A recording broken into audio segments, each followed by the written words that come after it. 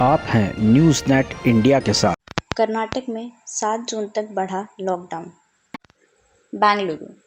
कर्नाटक के मुख्यमंत्री बीएस येदियुरप्पा ने कोविड-19 महामारी को नियंत्रित करने के लिए लागू लॉकडाउन की मियाद 24 मई से बढ़ाकर 7 जून तक करने की घोषणा शुक्रवार को की।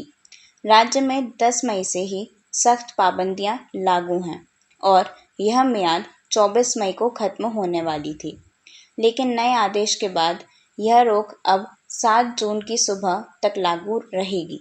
रेसलर सुशील कुमार गिरफ्तार। रेसलर सुशील कुमार को दिल्ली पुलिस ने गिरफ्तार कर लिया।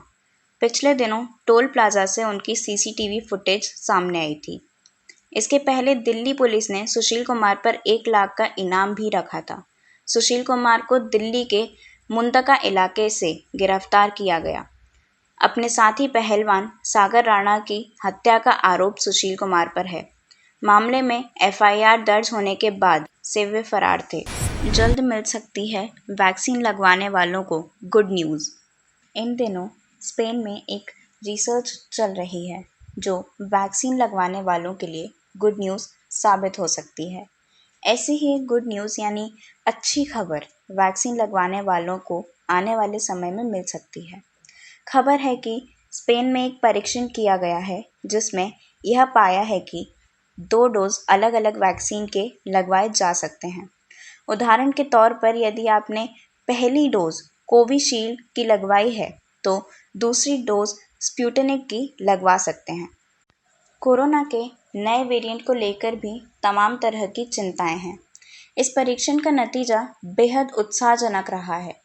अब तक यह कहा जा रहा है कि पहली और दूसरी डोज समान वैक्सीन की होनी चाहिए, यानी दोनों डोज कोवैक्सीन या कोविशील्ड की ही होनी चाहिए, लेकिन आने वाले समय में शायद यह बदल सकता है। स्पेन में हुई रिसर्च में यह बात सामने आई है कि अगर किसी व्यक्ति को एक डोज एस्ट्राजेनेका की दी जाए और दूसरी फाइजर की, तो यह काफ़ी सुरक्षित और असरदायक साबित होगा। स्पेन की सरकार की मदद से कार्लोस 3 हेल्थ इंस्टीट्यूट की कॉम्बीवैक्स स्टडी में यह पाया गया कि अगर 2 अलग अलग डोज दी जाएं तो शरीर में 30 से 40 गुना ज़्यादा एंटीबॉडी बनती हैं।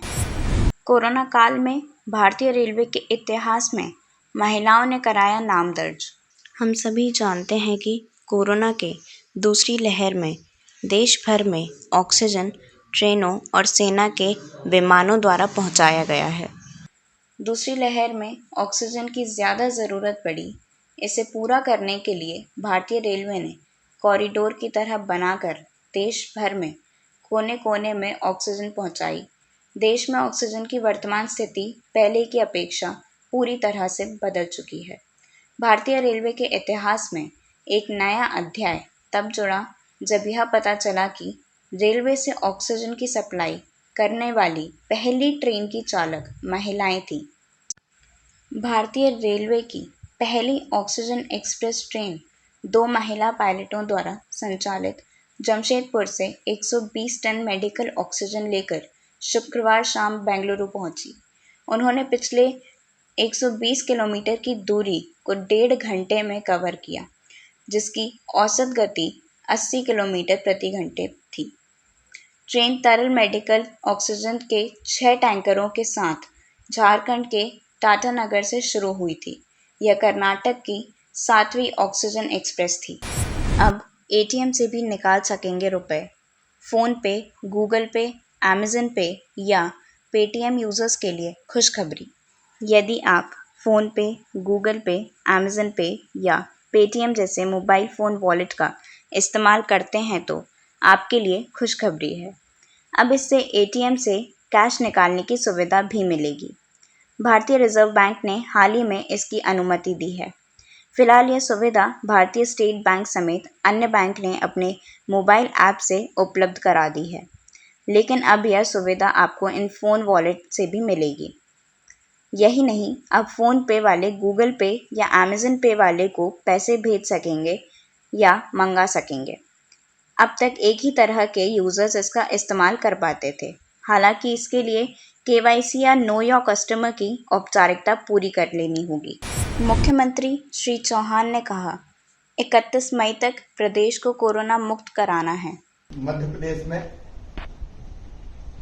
कोरोना संक्रमण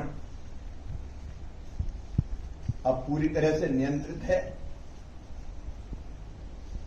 लगातार पॉजिटिविटी रेट कम हो रहा है। आज की पॉजिटिविटी 4.26% है। आज पॉजिटिव केस आए हैं 3,375 और रिकवर होकर स्वस्थ होकर घर जाने वालों की संख्या है 7,587 दर है। अब हमें आगामी 31 मई तक पूरे प्रदेश को कोरोना संक्रमण से मुक्त कराने के हर संभव प्रयास करने हैं।